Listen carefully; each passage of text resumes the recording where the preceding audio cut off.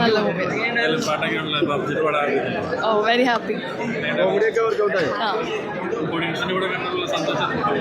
Sorry, നല്ല ഭയങ്കര ഹാപ്പിയാണ്. ഞാൻ ഫസ്റ്റ് ടൈം പാടിയ മൂവിയില്ല. അപ്പോൾ എൻ്റെ ഫാദറിൻ്റെ സോങ് ആയതുകൊണ്ടും പിന്നെ എനിക്ക് ഭയങ്കര എക്സൈറ്റ്മെൻ്റ് ആയിരുന്നു. Thank you. നല്ല പടമായിരുന്നു. സിമ്പിൾ, പക്ഷേ ഫാമിലി ആയിട്ട് പോയിട്ട് ഒരു സ്ട്രെസ് ബസ്റ്റർ. കൂടുതൽ ചിന്തിക്കാനൊന്നുമില്ല, ഇരുന്ന് കണ്ട് എൻ്റർടൈൻ ചെയ്ത് പോവാം.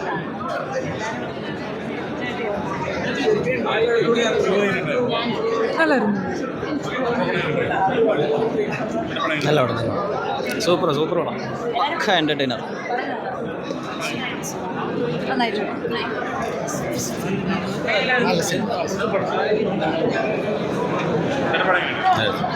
പാടില്ലേ ഉടനെ നമുക്ക് ചോദിക്കണം കുറച്ച് കാര്യങ്ങളും. ശബ്ദം പോയോ? ശബ്ദം വരുമ്പോ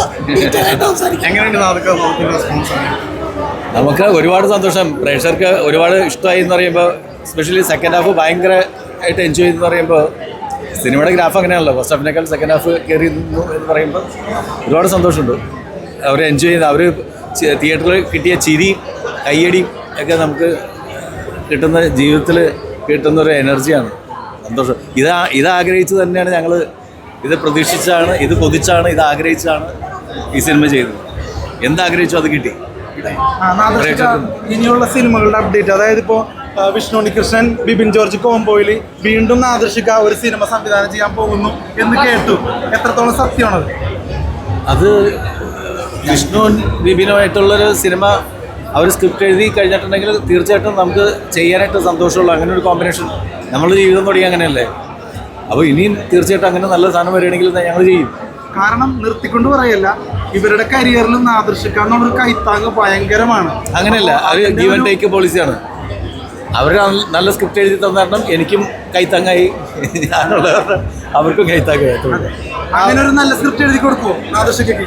പിന്നെ ഉറപ്പായിട്ടും ശബ്ദം വരട്ടെ. ഈ സിനിമയെ പറ്റി ഇപ്പം എന്താ പറയുക? ഈ സിനിമ എല്ലാവർക്കും ഇഷ്ടപ്പെടുന്നുണ്ട്. ഞങ്ങൾ ഭയങ്കര സൗണ്ട് അറിഞ്ഞു. ഇന്നലെ കുറേ ഇൻ്റർവ്യൂസ് ഉണ്ടായിരുന്നു. എനിക്ക് പേഴ്സണലി സെക്കൻഡ് ഹാഫാണ് ഭയങ്കര ഇഷ്ടമായത്. ആ സെക്കൻഡ് ഹാഫിലാണ് ഇതിൻ്റെ മെയിൻ കഥയിലേക്ക് വരുന്നത്. അത് അടിപൊളിയാണ്. അത് പിന്നെ ചിരി തുടങ്ങിയ അവസാനം വരെ ചിരിയുണ്ട്. അടിപൊളി. വിഷ്ണു ഉണ്ണികൃഷ്ണൻ ഒരു സംവിധായകനായിട്ട് പ്രതീക്ഷിക്കാം.